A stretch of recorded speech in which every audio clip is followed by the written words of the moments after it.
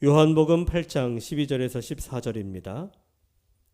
예수께서 또 말씀하여 이르시되 나는 세상의 빛이니 나를 따르는 자는 어둠에 다니지 아니하고 생명의 빛을 얻으리라. 바리새인들이 이르되 내가 너를 위하여 증언하니 내 증언은 참되지 아니하도다.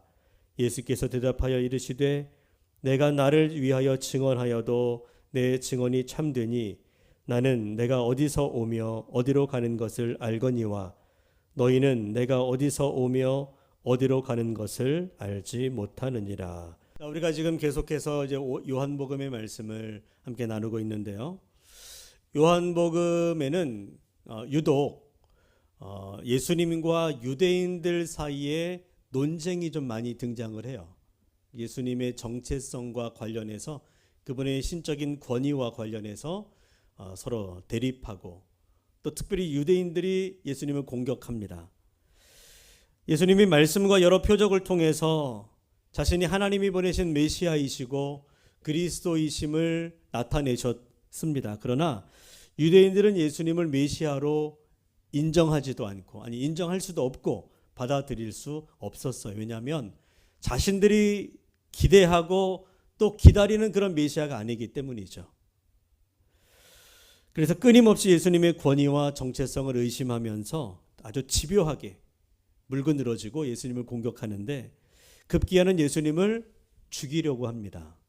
벌써 이제 예수님을 죽이고자 하는 움직임이 있습니다. 그러나 여러분, 아무리 세상이 예수님을 모른 척하고 예수님을 부인하고 또 예수님을 외면한다 할지라도 우리 예수님은 참 하나님이시고 우리의 유일한 구원자가 되시는 줄로 믿습니다. 그러니까 요한복음은 이러한 사실을 계속해서 강조하는 거예요. 1장부터 마지막까지 이 사실을 증거하고 있습니다. 여러분, 우리가 신앙생활할 때 가장 중요한 게 뭘까요? 신앙생활에서 가장 중요한 것은 예수님이 누구인지를 아는 것입니다. 이것이 신앙의 가장 기초가 되어야 합니다. 신앙은 여기서 출발해야 되는데 만일 우리가 신앙생활함에 있어서 그저 단지 신앙생활이 이 세상에서 사는 동안에 우리가 누릴 축복을 구하는 것, 내가 지금 겪고 있는 문제를 해결하는 것, 혹은 나의 필요와 만족을 얻는 것을 위해서만 신앙생활을 하고 있다고 한다면 그 신앙생활은 언제나 흔들릴 수밖에 없어요. 하지만 우리가 예수님이 누구인지를 분명히 알고 그분을 온전히 믿는 그 믿음으로 신앙생활을 하게 된다면 그 신앙은 견고해지고 그 어떤 환경과 상황에도 결코 요동하지 않게 될 것입니다. 아멘. 여러분, 세상이 얼마나 집요하게 우리의 믿는 사람의 신앙과 믿음을 흔들고 시험하고 유혹하는지 모릅니다. 그 옛날 유대인들이 예수님을 끊임없이 공격했듯이 지금도 세상은 우리의 믿음을 공격하고 있습니다. 여러분들은 그런 세상 속에 살고 있는 거예요. 그래서 우리는 더욱 이 요한복음의 말씀을 통해서 예수님이 누구신지 그분을 향한 온전한 믿음의 고백을 가져야 되고 그분을 바르게 믿고 또 바르게 아는 성도가 되어야 할 줄로 믿습니다. 자, 이제 오늘 요한복음 8장을 우리가 보게 되는데 요한복음 8장을 보면 그 간음한 여인에 대한 이야기로 시작이 됩니다. 그죠? 1장부터 이렇게 1절부터 보면 간음한 여인에 대한 이야기인데 우리가 이 이야기를 잘 알고 있죠. 그래서 흔히들 이렇게 알고 있습니다. 예수님이 위기에 빠졌다가 지혜롭게 대처하심으로 유대인들을 부끄럽게 만들고 또 돌에 맞아 죽을 수밖에 없는 한 여인을 구해내는 이제 그런 이야기로 우리가 생각하기 쉬운데 사실 여러분 이 요한복음의 진정한 그 기록 목적과 의미는 예수님이 누구신가를 보여주는 거예요. 그 사건도 사실은 예수님이 누군가라는 것을 증거하는 내용입니다. 자, 하루는 예수님이 성전에서 사람들을 이제 말씀을 가르치고 있었어요. 그런데 갑자기 서기관들과 바리새인들이 갑자기 들이닥치더니 예수님 앞에 한 여인을 세우는 거예요. 자, 이 여인은 간음하다가 현장에서 붙잡힌 사람이라고 성경은 기록합니다. 다짜고짜 여인을 예수님 앞에 딱 세우더니 그들이 예수님에게 말합니다. 뭐라고 말하죠? 성경을 보니까 선생이요, 예수 선생, 이 여자가 간음하는 현장에서 붙잡혔는데 우리가 보는 율법, 우리가 믿는 따르는 율법에 의하면 이런 사람은 돌로 쳐서 죽이라고 되어 있습니다. 자, 그렇다면 당신은 어떻게 해야 된다고 생각하느냐라고 묻는 거예요. 당신의 생각을 말하시오. 이런 여인에 대해서 당신은 어떻게 해야 된다고 생각하십니까? 여러분, 이 사람들이 어떻게 해야 되는지 몰라서 묻는 것입니까? 그게 아니죠. 오늘 성경을 보면 예수님을 시험하밀러라, 그러니까 시험하기 위해서, 예수님을 함정에 빠뜨리고 또 그를 곤경에 빠뜨리기 위해서 치밀하게 계획을 세운 거예요.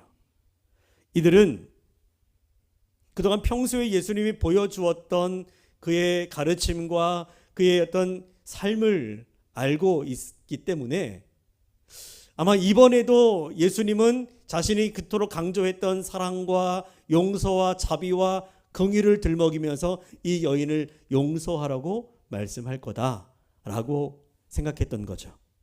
그러면 그 말을 빌미로 해서 예수님을 고발하고 급기야 예수를 죽이려고 하는 그런 계획을 세운 겁니다. 여러분, 이들이 이런 함정을 계획한 것은 저들이 예수님이 누군지를 나름대로 알고 있기 때문이죠. 예수님을 알고 있습니다. 예수님은 어떠한 상황에서도 사랑을 실천할 뿐, 그분은 용서를 실천할 뿐이다라는 것을 유대인들이 알고 있었다는 거예요. 자, 여러분, 세상은 때때로 우리의 믿음을 시험하고 또 판단합니다. 우리가 믿음으로 살아가는 것을 보고 세상이 우리를 칭찬해주고 저들도 믿음의 삶을 살고자 도전받는 게 아니라 우리가 믿음의 삶을 결단하고 살면 살수록 우리를 조롱하고 때때로 믿음을 타협하게 할 때가 있지요. 그러나 여러분, 우리는 믿음의 확신을 분명히 가지고 살아야 합니다. 어떤 상황에 따라서 쉽게 타협하는 신앙이 아니라 그 어떤 상황에서도 말씀대로 사는 사람들이 되셔야 돼요.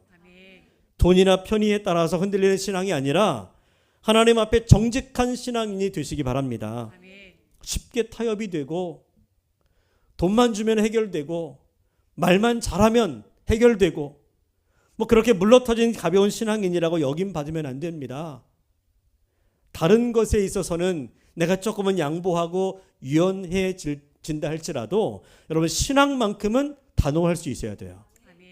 믿음의 길에서 한치의 타협도 없는 신앙인이 되십시오. 우리가 그렇게 믿음을 지킬 때 세상도 우리의 믿음을 인정할 수밖에 없게 됩니다. 예수처럼. 그래서 유대인들은 예수님이 이번에도 자기들의 함정에 걸려들 거라고 생각한 거예요. 자, 과연 예수님은 이 상황에서 뭐라고 대답하십니까? 뭐라고 말씀하십니까? 자, 모든 사람들이 지금 예수님의 입을 주목하고 있어요. 뭐라고 말할까? 아주 긴장되는 순간입니다. 그런데 그 긴장되는 순간에 예수님이 갑자기 몸을 구부려서 땅에 손가락으로 뭔가를 쓰시기 시작하는 거예요.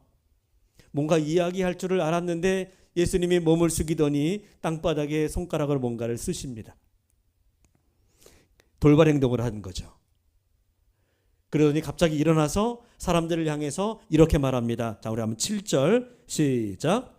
이에 일어나 이르시되 너희 중에 죄 없는 자가 먼저 돌로 치라 하시고, 너희 중에 죄 없는 자가 먼저 돌로 치라, 그렇게 말씀을 한 다음에 다시 몸을 굽혀 손가락으로 땅에 뭔가를 쓰셨다. 자, 그런 여러분, 그러자 이상한 일이 벌어지는 거예요. 너희 중에 죄 없는 자가 먼저 돌로 치라라고 하는 예수님의 말씀이 들려지자 사람들이 저마다 마음에 양심의 가책을 느끼기 시작합니다. 그리고는 들고 있던 돌을 하나둘 다 버리고 한 사람씩 그 자리를 떠나기 시작해요. 그리고 급기야 결국에 모든 사람들이 다 떠나고 그 자리에 예수와 그 여자만 남게 되었습니다. 자, 여기서 모든 사람들이 궁금해합니다. 뭘 궁금해할까요? 과연 예수님이 땅바닥에 손가락으로 뭘 쓰셨을까? 뭐라고 쓰셨나요? 성경에는 뭐라고 썼는지 정확하게 나와 있지 않기 때문에 아무도 모릅니다. 예수님과 그때 그 현장에 있던 사람들만 알지 몰라요. 저도 사실은 궁금해요. 나중에 예수님 만나면 한번 물어보고 싶어요. 뭐라고 쓰셨는지. 그런데 여러분, 우리가 사실은 여기에 관심을 가질 게 아닙니다. 왜냐하면 성경에 예수님 뭐라고 쓰셨는지를 밝히지 않은 이유는 그게 그다지 중요하지 않기 때문에, 그게 우리의 구원과는 하등 전혀 상관이 없는 문제입니다. 알아도 되고 몰라도 되는 거라는 얘기예요. 정말 중요한 것은 예수님이 무엇을 쓰셨느냐가 아니라 그 글을 쓰신 예수님이 중요한 거죠. 무엇을 쓰셨나? 예수님이 어떤 일을 행하셨는가에 우리가 관심이 많지만, 예수님이 어떤 기적을 행했는가에 우리는 열광하지만, 그런 일을 행하신 예수님이 누구인가를 아는 것이 더 중요해요. 그 일을 행하신 예수님이 누구신가? 이것을 아는 것이 신앙의 핵심입니다. 자, 여러분, 예수님이 누구십니까? 여러분들이 알고 여러분들이 믿는 예수님, 여러분들의 인생을 걸고 예수님을 믿고 따르는 그 이유가 어디에 있습니까? 여러분들 예수님을 누구라고 생각하십니까? 오늘 우리는 그 질문을 우리에게 하고 또 우리가 그 질문에 대답할 수 있어야 돼요. 자, 요한복음에는 예수님이 여러 가지 상징적인 표현을 통해서 예수님 자신이 누구라고 밝히시는데, 자, 우리가 이미 살펴본 바와 같이 지금 우리가 이제 8장에 이르렀는데, 그 앞장에도 예수님 몇 번이나 자신을 밝히셨어요. 요한복음 4장에 보면 예수님이 사마리아 여인과의 대화에서 예수님은 자신을 한 번 마시면 다시는 목마르지 않게 될 영원한 생명수라고 말씀을 하시죠. 또 요한복음 6장에 보면 오병이어의 기적을 일으키시면서 예수님은 당신을 육신의 그 배고픔을 채워주는 떡이 아닌 영의 양식, 영원히 우리를 살리는 생명의 양식이라고 자신을 소개합니다. 그러면서 내 살과 피를 먹어야 영생을 얻는다, 이렇게 말씀했죠. 그리고 요한복음 7장에 보면 예수님은 영생의 생수의 강이라고 하는 표현을 통해서 예수를 믿는 자들에게 성령을 통해 영생을 준다라고 말씀합니다. 자, 그리고 오늘 본문 8장에서는 예수님이 당신을 누구라고 가리켜 말씀하죠? 세상의 빛이라고 말씀하고 있습니다. 자, 이 말씀은요, 예수님이 이 가늠한 여인의 사건을 잘 마무리한 직후에, 그 사건이 끝난 직후에 바로 하신 말씀이에요. 그러니까 그 사건과 이 세상의 빛이라고 하는 예수님의 정체성과는 아무런 상관이 없는 게 아니라 어떤 연관성이 있다는 얘기겠죠.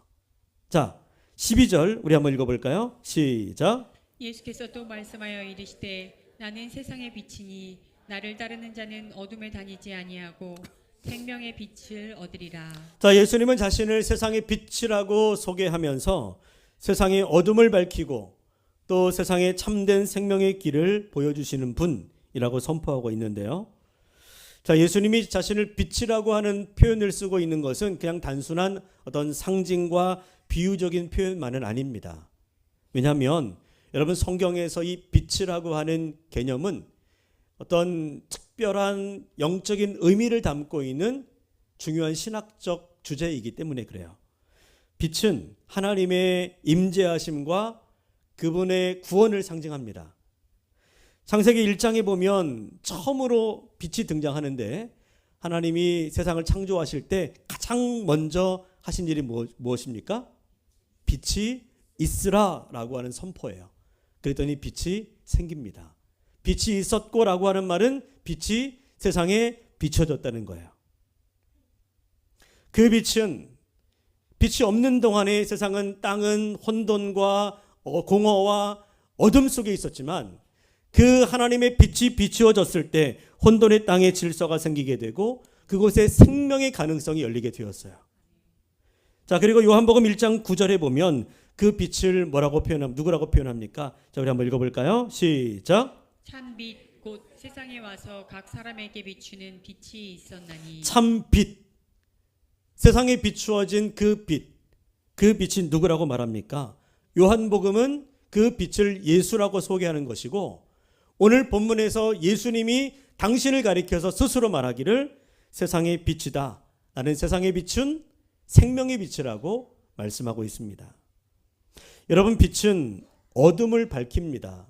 그래서 빛이 비춰지면 어둠은 사라지게 되어 있어요. 그 어떤 어둠이라도 빛이 비추어지면 사라집니다. 그래서 어둠은 빛을 이길 수가 없습니다. 그러나 빛이 사라지면 금방 어둠이 찾아와요. 순식간에. 빛이 비춰지면 순식간에 어둠이 사라지지만 빛이 사라지면 순식간에 어둠이 덮습니다. 지금 이 순간에도 우리가 불을 끄면 순식간에 이 예배당이 어두워지게 되는 거죠. 이 빛과 어둠은 순간이에요, 순간.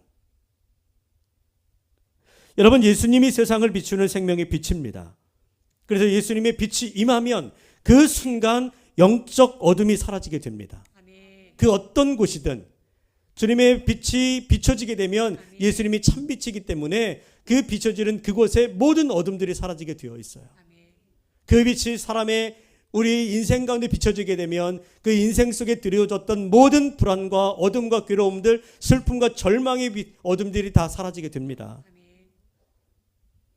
예수님을 통해 참 빛을 보게 되면 그 예수님을 진심으로 따르게 되고 그분을 의지하게 되면 우린 어둠이 아닌 빛 가운데 살아가게 됩니다. 자, 여러분 보십시오. 가늠한 여인을 정죄하라고 했던 그 유대인들, 그 여인을 끌고 어떤 유대인들 한번 생각해 보십시오. 그들은 바리새인들이고 서기관들이에요. 율법을 지키고 의로움에 있어서는 모든 사람들에게 어떤 그 자신감이 있는, 그래서 자기들이 율법을 지키고 하나님 앞에서 의로운 삶을 살았다라고 자신 있게 말하며 누군가를 정죄하는 일에도 자신들은 충분한 그런 자격이 있다고 믿었던 사람들입니다. 그래서 그 간음하다가 붙잡힌 그 여인을 끌고 와서 정죄하기 위해서 그 의기양양한 그 사람들이 그 앞에 이렇게 서 있는 거예요. 그런데 여러분 보십시오. 그들이 생명이 비치신 예수님 앞에 서게 되었을 때, 주님의 빛이 그들에게 비추어졌을 때, 그 서기관들과 바리새인들조차 자신들의 어둠이 드러나게 되는 것을 느끼게 됩니다. 그리고 그 어둠은 생명의 빛 되신 예수님 앞에서 힘을 잃게 되었어요. 예수님이 너희 중에 죄 없는 자가 먼저 돌로 치라라고 하는 말씀을 하셨을 때, 여러분 다시 말하면 예수님의 빛이 그들에게 비추어지게 된 거죠. 주의 말씀이 그들에게 비추어지게 되었을 때 그들은 자신의 죄를 보게 된 거예요. 그동안 죄를 보지 못했고 영적으로 눈이 어두워져 있던 사람들이 주의 말씀이 임하자 자신들의 죄를 보게 되고, 자신들도 지금 자기들이 정죄하려고 했던 그 여인처럼 용서받을 수 없는 죄인이라고 하는 사실을 깨닫게 된 겁니다. 그전까지는 다른 사람 정죄하며 자신이 의롭다고 착각했는데 예수님의 말씀이 임하게 되자, 그 빛 앞에 서게 되자 자신들의 더러운 내면을 보고 양심의 가책을 느끼게 된 겁니다. 결국 어떻게 하죠? 더 이상 그 빛 앞에 있을 수가 없어서, 왜냐하면 그들은 어둠이었기 때문에 그 빛 앞에서 물러가기 시작하는 거예요. 하나 둘씩 그 자리를 떠나기 시작합니다. 여러분, 이처럼 참빛 앞에 선 사람은 더 이상 어둠 속에 머물 수가 없는 거예요.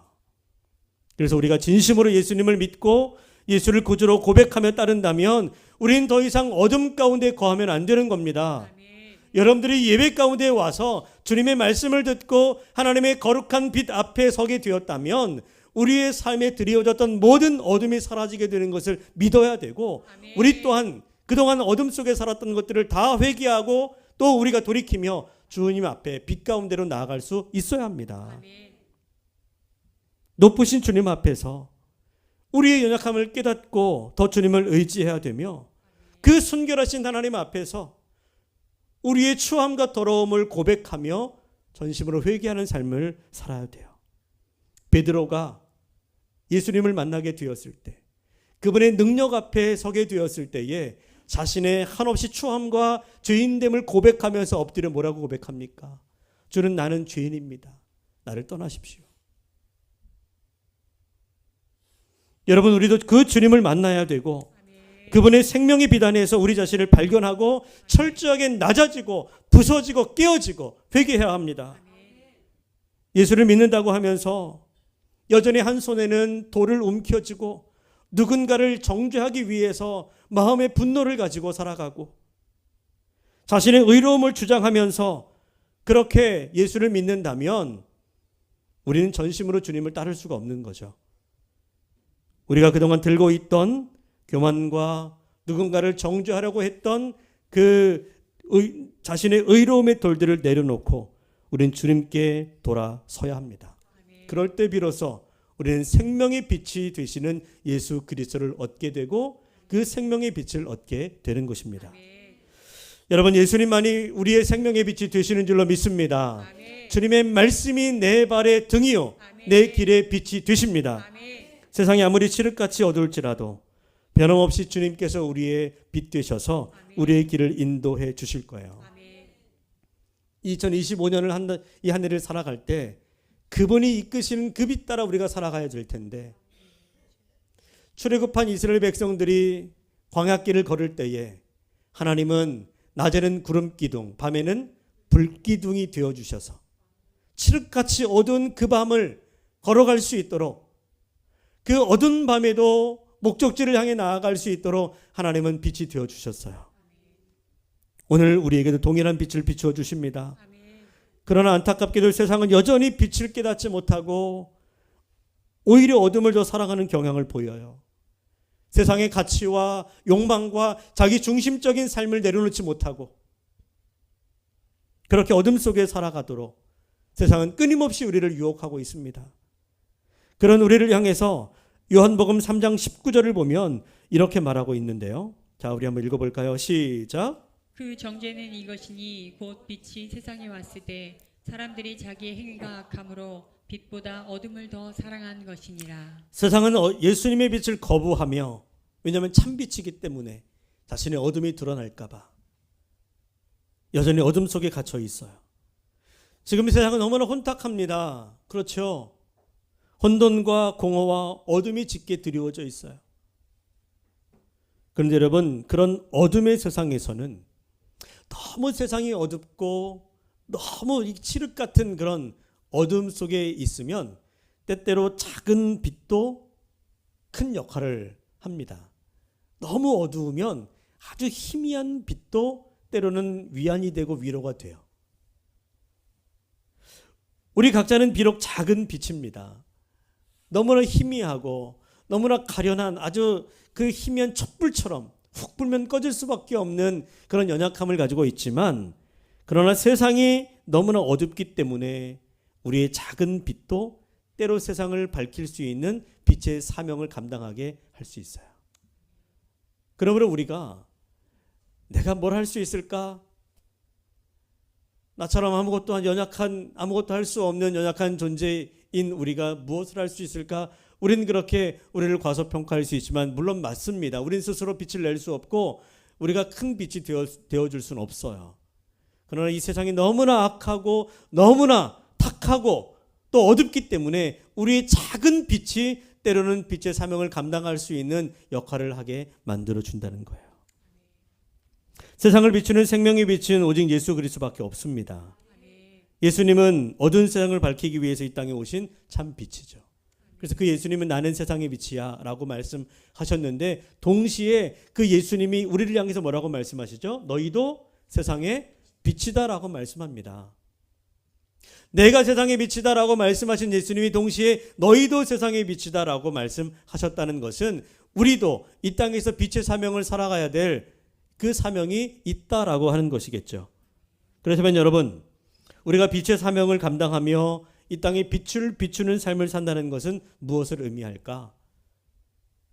우리는 어떻게 세상에 빛을 비추며 살아갈 수 있을까요?